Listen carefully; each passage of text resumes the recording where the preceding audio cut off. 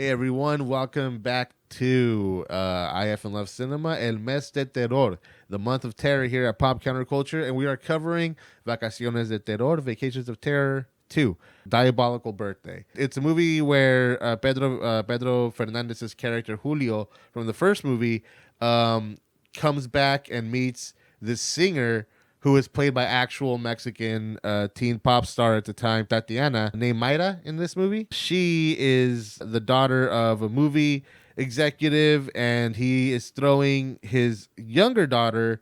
I know this is all kind of convoluted, but stick with me here. His younger daughter, a birthday party at the movie studio, right? So Mayra invites Julio, played by Pedro, to go see it. And, this movie, in every single way, is a big step up from the last one.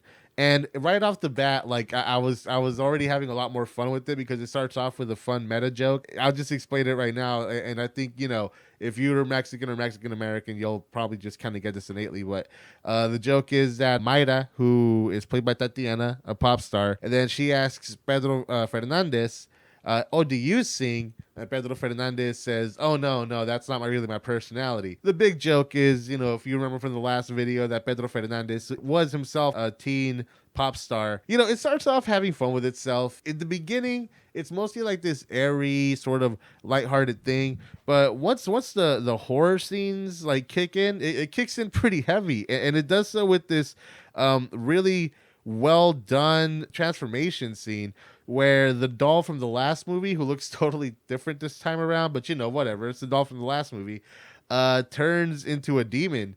And it was actually, I'm not gonna lie, like it was a pretty good transformation scene, well edited, well shot, and stuff like that. So what happens this time around is that the doll turns into a demon, and the demon takes the younger daughter and traps her into a silver coin, which is it's a different take. I really do like that they did come up with something a little bit more different, a little bit more imaginative. And to sort of further convey how creative this movie is, there is this big cake. It's this huge elaborate thing. This cake manages to be the setting for two really effective set pieces. One is the first kill of the movie, and what makes it so great is that for some reason there's all this like loose wiring under the cake, and the makeup and effects guy goes under there because like it causes his power shortage and trying to figure out what it is. But like every time he moves, he gets shocked, right? And it's pretty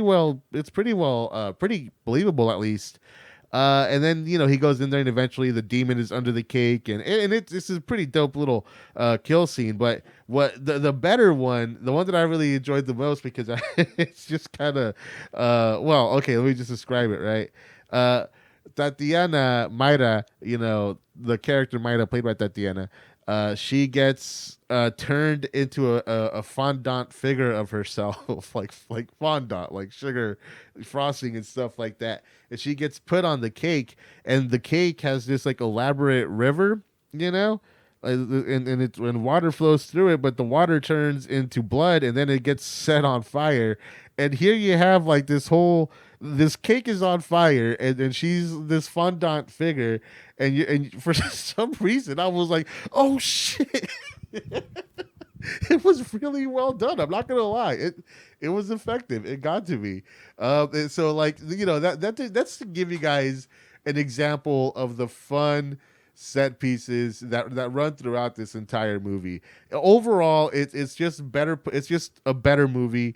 It's better directed. It does still kind of suffer from that problem was the first one, where like the lighting is a little too flat for a horror movie. But overall, when it needs to be better, when it needs to be more dynamic, it is. And I really recommend this one. This one's really entertaining. Yeah. That's going to be it for today, guys. Tune back in because we are continuing El Mes de Terror with some more Mexican horror TV shows and movies and stuff like that. Thanks for watching. Till next time.